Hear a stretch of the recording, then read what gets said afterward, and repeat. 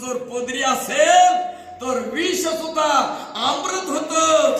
नाही नाही, माती खांदायला गेले तो त्या ठिकाणी त्यांना हंडा सापडतो. हंडा हाती घालता पाषाण तो परिस होय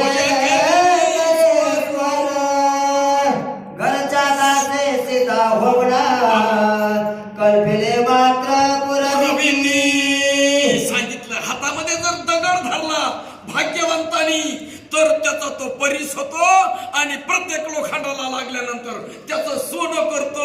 एवढंच नाही महाराज, ज्या दासी हाताखाली काम करतात त्या अष्टमहासिद्धी होऊन आणि त्याला पाहिजे ते पुरवतात.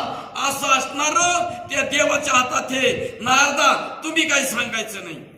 कृपा करील कमल